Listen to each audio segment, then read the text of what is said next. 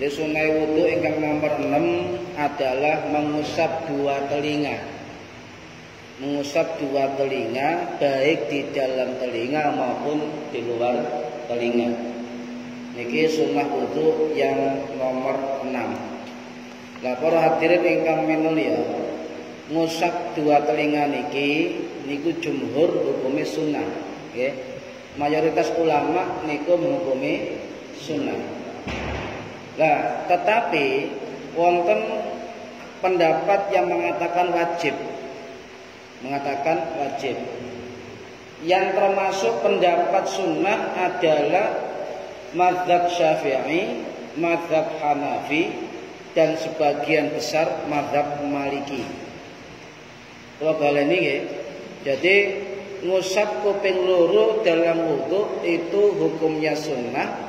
Mayoritas ulama fikih termasuk pendapat mazhab Syafi'i, pendapat mazhab Hanafi, dan sebagian besar pendapat mazhab Maliki.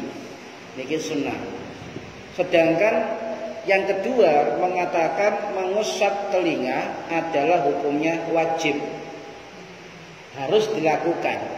Lah niki pendapatnya mazhab Maliki sebagian dan mayoritas mazhab Hambali. Jadi kalau ada orang yang mengatakan bahwa mengusap telinga itu adalah wajib, berarti mereka mengambil pendapat atau mengikuti mazhab Hambali atau sebagian mazhab Maliki. Cuma di dalam fikih niku mayoritas dari ulama mazhab Maliki niku mengatakan kuping sunnah. Okay. Cuma sebagian ada yang mengatakan kuping itu wajib. Balik ke mazhab Syafi'i. Jadi hukum mengusap dua telinga wa mashul udhunaini, mengusap dua telinga adalah sunnah. Nah, ten mazhab Hambali ngeten, walaupun kuping niku dihukumi wajib ketika dalam wudu, keterangan Ibnu Qudamah teng kitab Al-Mughni niku dawuh ngeten. Walaupun di mazhab Hambali itu hukumnya fardu atau wajib, tapi kalau ada orang yang sengaja meninggalkan atau lali, sah. Niki aneh nih. Sah. Ya. Jadi wajib hukumnya, tetapi ada ulama mazhab Hambali sing namanya Ibnu Qudamah, santrine Syekh Abdul Qadir Jilani, tengarang kitab Al-Mughni niku dawuh, walaupun dalam mazhab kami itu hukumnya sunnah, tetapi bagi orang yang lupa atau sengaja meninggalkan tetap sah wudunya. Ya intinya berarti napa? Sedaya pada hakikatnya kuping niku sunnah. Para hadirin ingkang minulya, buktine napa? Teng kitab Al-Mawsu'ah Al-Fiqhiyah, ensiklopedi kitab fikih terbesar. Jadi ada keterangan bahwa mazhab Hanafi, mazhab Maliki yang masyhur, mazhab Syafi'i itu hukumnya sunnah, baik di luar maupun di dalam daun telinga. Niki sampun, kalau sudah kitab niki dawuh ngoten niku sudah kitab terbesar zaman sekarang. 50 jilid. 4 mazhab niku 50 jilid. Niki para hadirin ingkang minulya, kenapa mazhab Hambali niku mengatakan kuping niku wajib dibasuh, diusap? Sebab ulama mazhab Hambali niku memakai dalil nggih bahwa al-adza al-udhunani nggih, al-udhunani minar ra'si, bahwa kedua telinga adalah bagian dari kepala. Niki dalile. Cuma dalil yang diambil ternyata mengambil dari riwayat Ibnu Hibban. Riwayat Ibnu Hibban.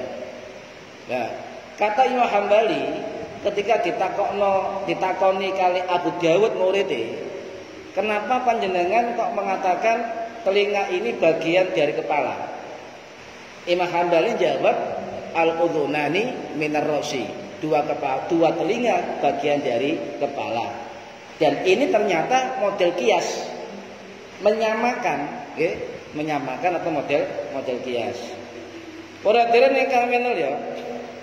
Jadi, nah, ten kitab Ibanatul Ahkam karangane Abu Sulaiman An-Nuri kali Sayyid Abbas Alwi Al-Maliki niku nggih dawuh qala summa masaha bi ra'sihi, bahasa Nabi niku mengusap napa kepalanya, wa dakhala isbi'aihi, dan memasukkan kedua nggih niki sabahata ini kedua jari, isbi'aihi kedua jari napa as-sabahata ini fi udhunaini. Ya, sabahan itu jari telunjuk. Jari telunjuk, sabaha, jari telunjuk memasukkan, nggih.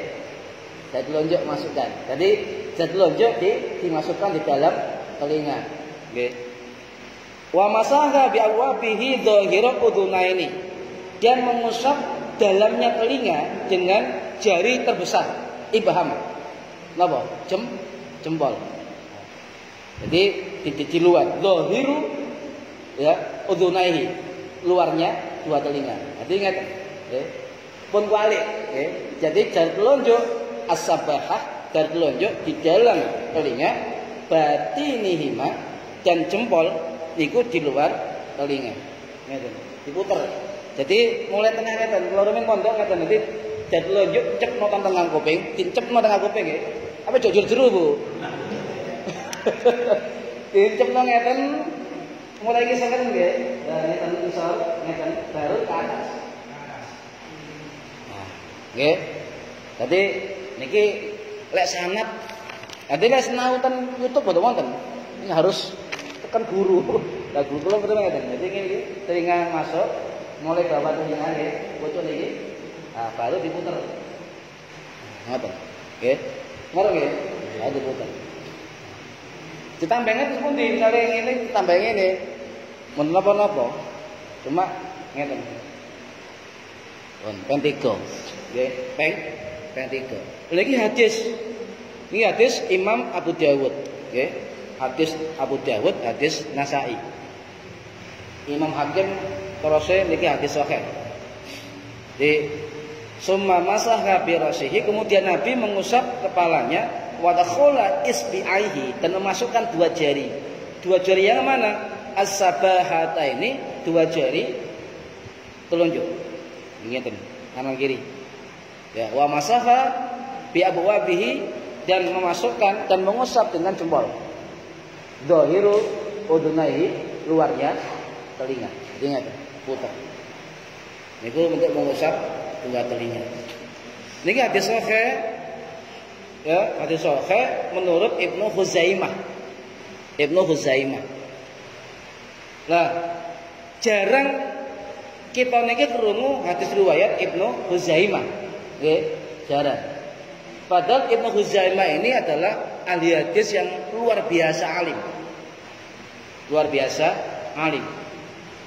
Kalau lurusan segede Ibnu Huzaimah niki dan keterangan-keterangan kelompok-kelompok lintu niku digiring boten ulama hadis Syafi'i. Padahal Ibnu Huzaimah niku adalah ahli hadis yang terkenal bermadzhab Syafi'i. Jenengan nek tumbas kita terjemah ahli hadis, jarang menyebut Ibnu Huzaimah ahli hadis bermadzhab Syafi'i. Lelurusaken. Beliau wafat tahun 923 Masehi. 923 Masehi. Karena wonten lalaran niku Ibnu Huzaimah bukan ahli hadis, kurang maca. Lha nyuwun sewu. Imam Bukhari, Imam Muslim, Imam Abdul Hakam, Ibnu Mubarak Al-Mustamuli, Imam Sya'ad An-Nasri, Imam Ibnu Hibban, Imam At-Tabrani, Imam Ibnu Adi niku mengambil hadis dari beliau. Berarti beliau guru-gurunya ulama hadis. Okay. Bahkan Imam Nawawi dan kitab Syarah Sahih Muslim dawuh Ibnu Huzaimah ini ku alim-alime wong. Beliau dalam kitabnya mengangkat gelar kepada Ibnu Huzaimah adalah Al-Imamul A'immah. Napa? Imame para imam. Bayang. Imam Nawawi menjuluki atau menggelari Ibnu Huzaimah niku adalah al-imamul a'immah. Imamnya para imam. Lois, luar biasa nih. Juara ulama sing digelari al-imamul a'immah. Imamnya para imam. Digelari Syekhul Islam. Digelari dijuluki Hujjatul Islam. Bahkan ada ulama mengatakan beliau al-mujtahid mutlak. Ngoten, kuwatah gelare. Ora dhewe ning kamenol ya. Nah, beliau ini luar biasa. Jadi ana hadis riwayat Ibnu Khuzaimah. Kitabnya bernama Kitab Sahih Ibnu Khuzaimah.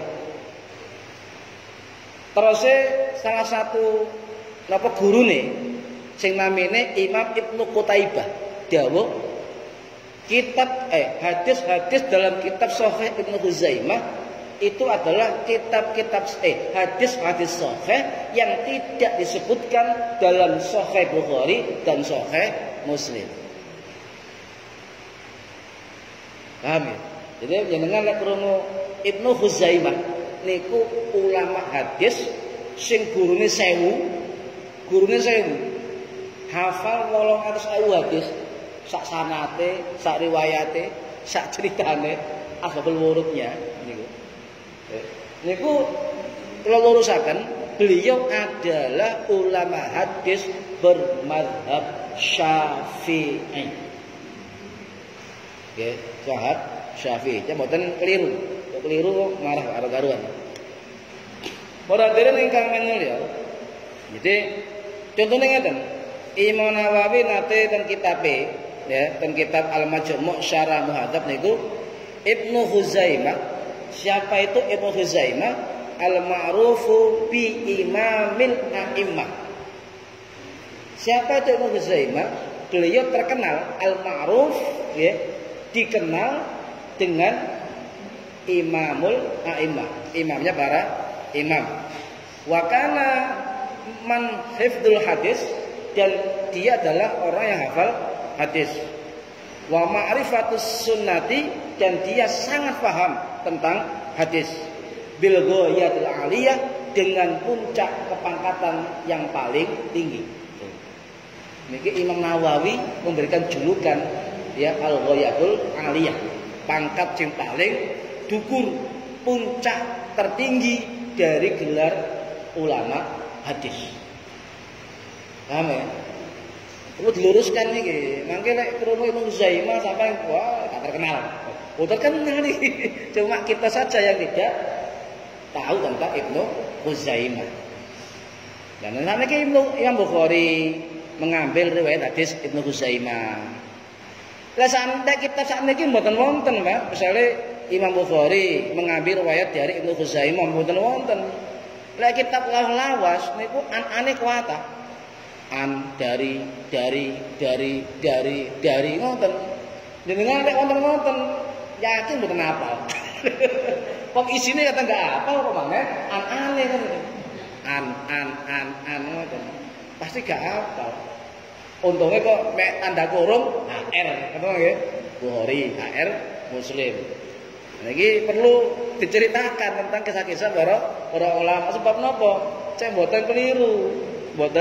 Keliru. Para hadirin ingkang minulya. Yang kedua, nggih, mau yang kedua napa? Bima in jadidin. Jadi untuk mengusap dua telinga itu bima in jadidin, dengan air yang baru. Air yang baru. Artinya napa? Ketika kita mengusap kepala, maka tidak dibarengkan dengan mengusap telinga. Nah, ini perlu difahami. Ada dua pendapat, nggih. Dua pendapat.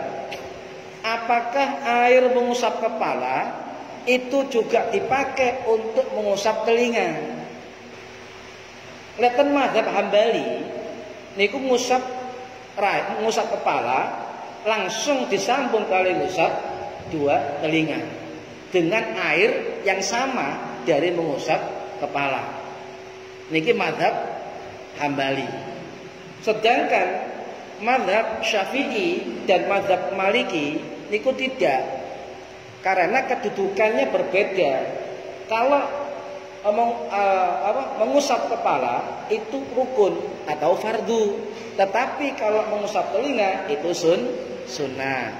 Jadi mazhab Syafi'i dan mazhab Maliki merekomendasi untuk mengusap telinga tidak memakai air yang digunakan mengusap kepala. Jadi dewe-dewe ngoten lho. Mari ngusap rai pentelu baru njupuk banyu maneh, banyu anyar baru ngusap telinga.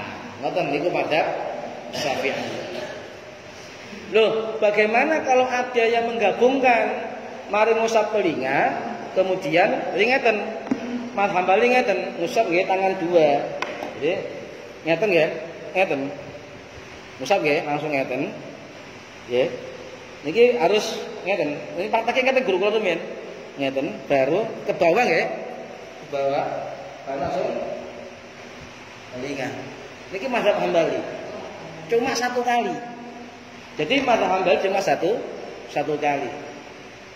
Ya kalau tiga gimana apa? Di fardunya satu kali. Tapi kalau mazhab Syafi'i mboten. Cukup pokoknya nempel rambut pun sah. Pun sah. Mazhab Hanafi seperempat depan bisa, belakang bisa, apa seperempat. Ngeten. Nah, kalau orang mazhab Syafi'i dan mengusap sedaya bagus. Misalnya kula mazhab Syafi'i nggih, kok kaya Hambali ngeten. Menapa-napa? Karena menjemok, mengusap niki nggih nempel rambut, nggih. Niku ngeten pun sah. Jenenge ngusap. Tapi jenengan misalnya ngeten, mboten napa? Tapi ya aja dibiarno ngoten, peh kabeh mangke. Nang keran dibuka langsung ndase. Niku mboten ngusap, niku adus.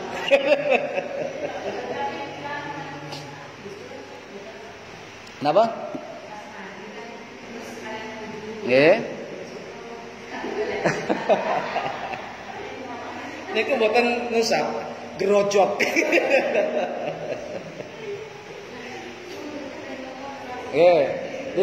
Ya pun digerojok mangke gimana napa-napa. Sing penting kan intinya satu, menempel air itu menempel dari tangan ke rambut atau kepala. Yang kedua, kena air. Gerojok gimana napa-napa, cuma jenengan terus sedaya. Tapi lek udu-udu makruh lho nggih. Udu-udu makruh.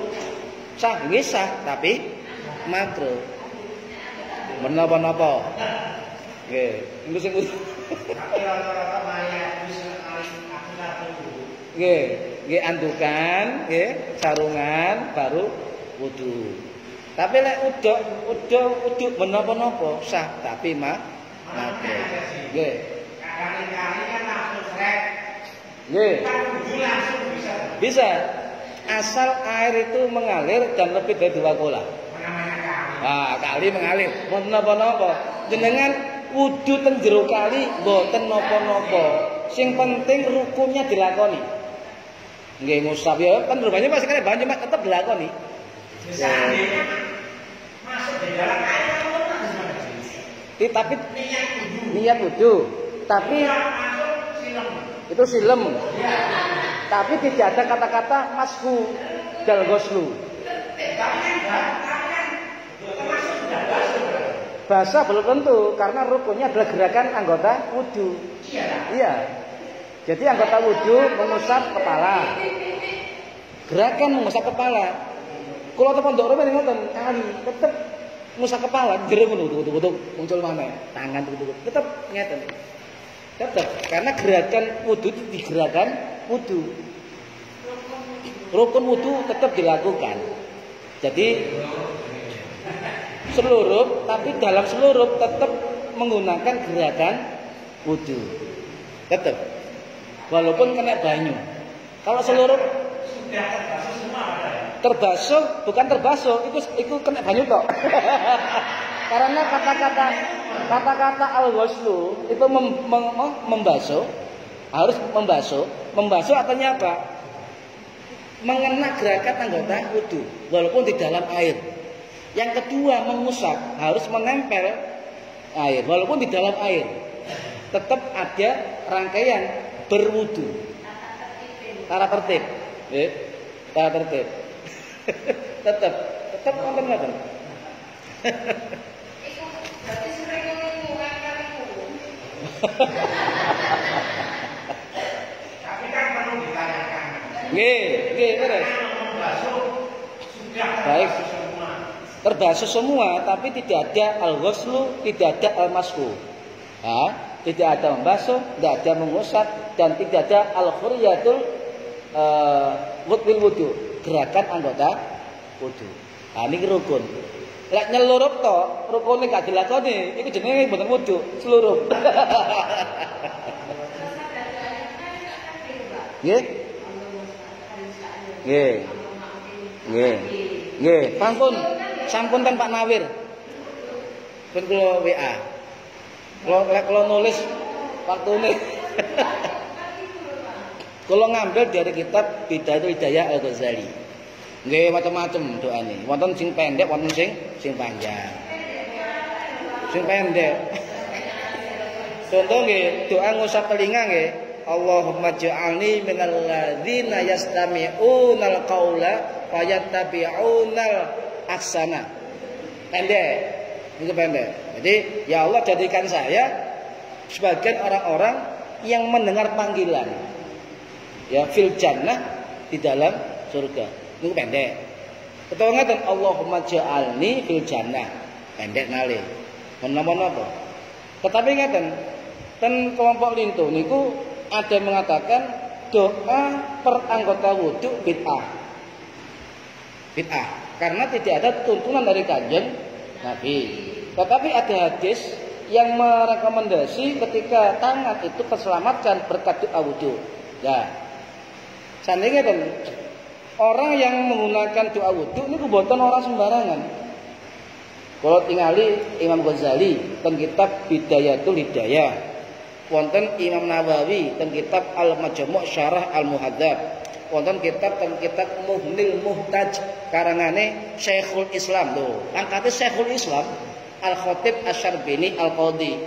Wonten kitab malih I'anut Thalibin, wonten kitab Kuatah. Ndukure malih guru-guru tabi'in sahabat.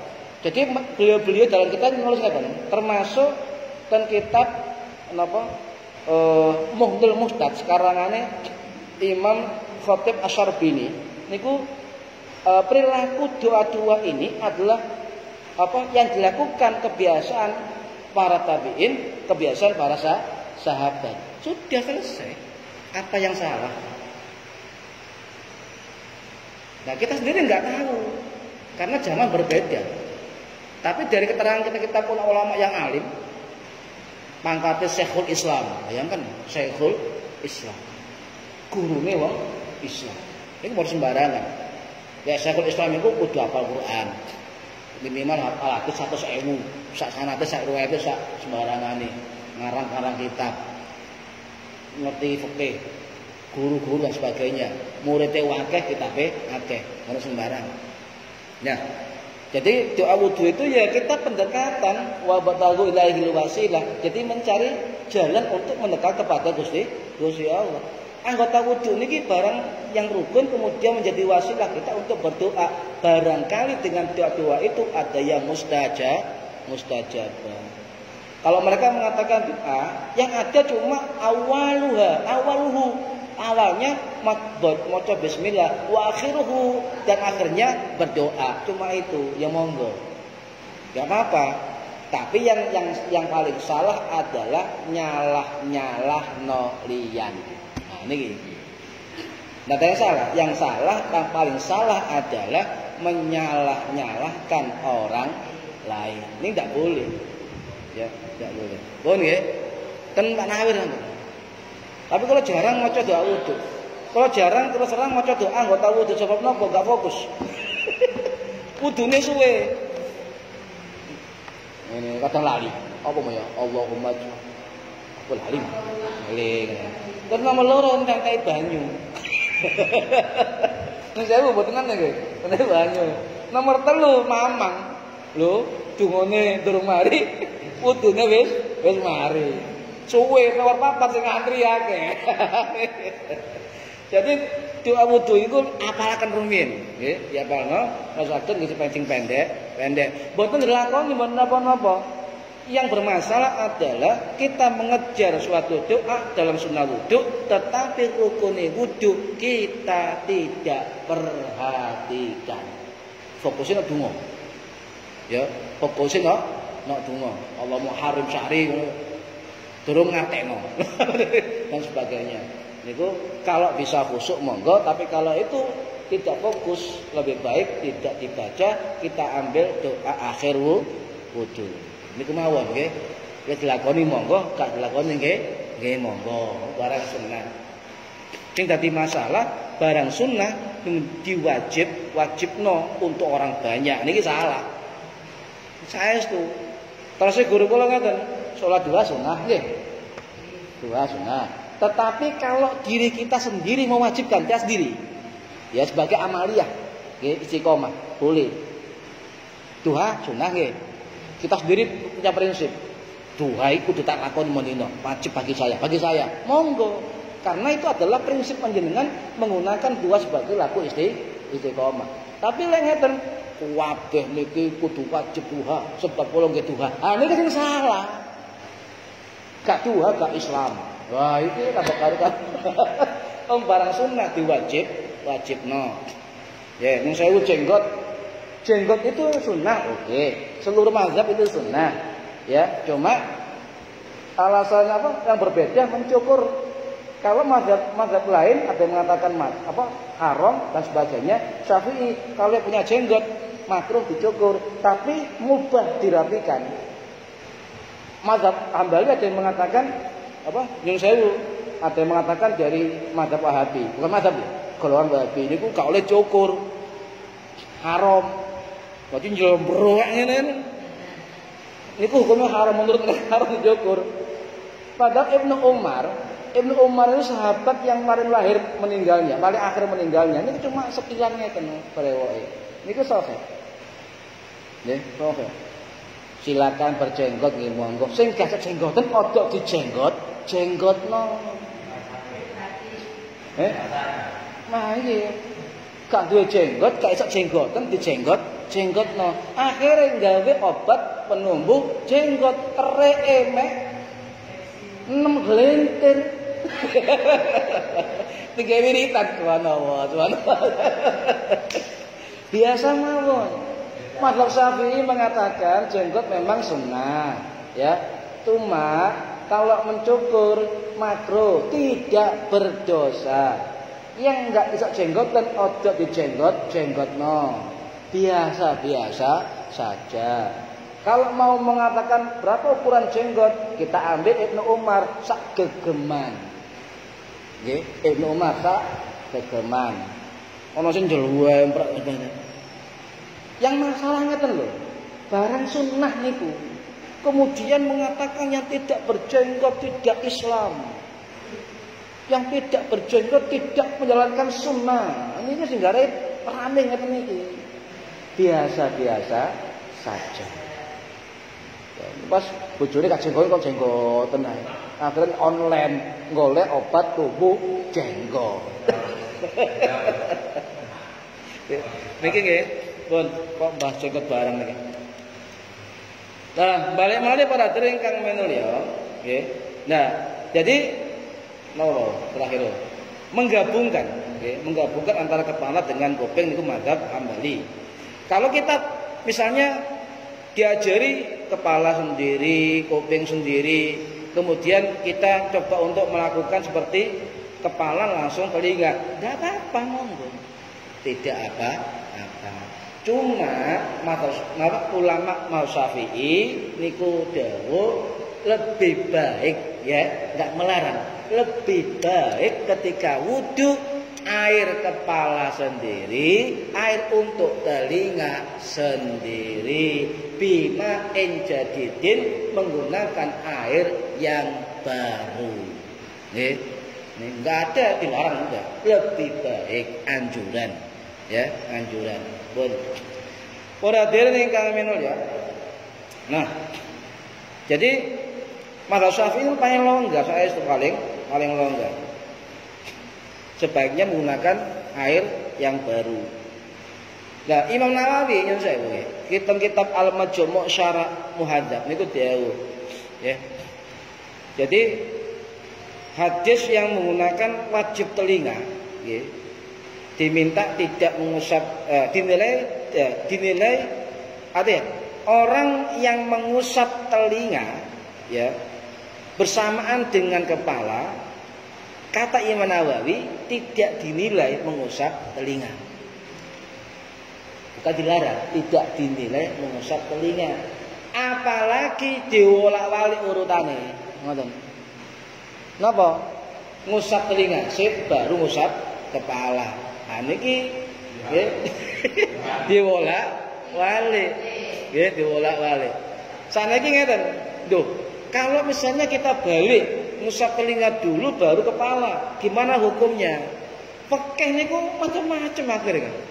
Akhirnya dari masalah ini orang dua pendapat. Wonten ana sing ngarani oleh, ana sing ngarani mboten oleh. Boleh dan tidak boleh. Tetapi di dalam mazhab Syafi'i diwakili oleh Imam Nawawi sing wafat tahun 1277 Masehi, umur 40 tahun gak kawin. Dan juga diwakili pendapat Imam Ar-Ruyani, ulama sing wafat tahun 1110 Masehi niku dawuh, ya jo artine Jawa ngene, ya ojo melu-melu. Mazhab kita itu adalah kepala dulu baru telinga, dengan air yang baru. Nomor 3, ngusap ping pinten? Ping 3, ping setunggal, ping kali dan sebagainya. Kalau di mazhab Hambali, niku 1 kali. Ngusap seluruh kepala disambung kali langsung kuping niku 1 kali. Tetapi di mazhab Syafi'i tetap hampir semua ulama mazhab Syafi'i niku merekomendasi pendapat untuk mengusap kepala tetap salasa marratan, untuk wa masul udhunaini mengusap 2 telinga tetap salasa marratan 3 kali. Niku. Golek kesusut terus pundi nek bisa nggih mboten napa-napa panjenengan ngapek wajibe. Asal semua anggota wudu terkena air wudu dan waya dibasuh ya dibasuh, diusap ya diusap sesuai dengan rukun wudu. Ngoten. Muradene ingkang minulya. Nggih. Nah. Doa-doa wudu niku wonten Bu ten kitab Al-Azkar An-Nawawiyah nggih. Jadi Imam Nawawi niku ndamel kitab khusus kumpulan zikir-zikir. Nang tebeli kitabe. Amen. Ya sampean zikir mulai melek turu tangi turu, mangan gak mangan bareng itu ana donga kabeh. Lungguh ketemu dongane, ndelok wong ana dongane. Ndelok panganan, ndelok tok durung mangan ana dongane. Ya. Nah, kapan mangane panjenengan? Lek donga-donga to. Niki wonten dongane kabeh. Ha niku wonten kitab Al-Azkar, kumpulan zikir-zikir Imam Nawawi. Lah kula niki alhamdulillah sampun ngaji khatam ten Kiai Iskak Latif Tebireng pun khatam kitab Al-Azkar. Jadi kalau ada sanad, jadi kula sana saking Mbah Iskak Latif ndukuri malih sana sale Kiai Sobari ndukuri malih Kiai kan Cirebon niku mantu Mbah Hasyim niku terus ndukuri malih Mbah Hasyim Asy'ari. Jadi wonten 4 tingkat ten Mbah Hasyim Asy'ari. Wonten sanate sampai pengarang kita. Niku wonten sanate. Cuma kalau mboten hafal isine, Pak. Wong donga tok isine niku. Kapan ngapalno kula ngoten. Jenengan semerepe kan doa sebelum makan apa? Allahumma barik lana fi ma ras. Ono nggih. Niku moten macam-macam donga sebelum makan, mboten niku tok. Delok panganan donga, kate nyemolok sego donga. Ya terus donga. Kate ngombe donga. Wis sampean mangkane wong biyen sehat-sehat. Soale apa? Munyai suwe, kakean ndonga. Ngombe yo ndonga, nggih, ngombe ndonga. Bahkan kula diajari guru kula ngeten, ngene iki mboten wonten ajaran Nabi, cuma niki fadilah amal, fadilah ngeten.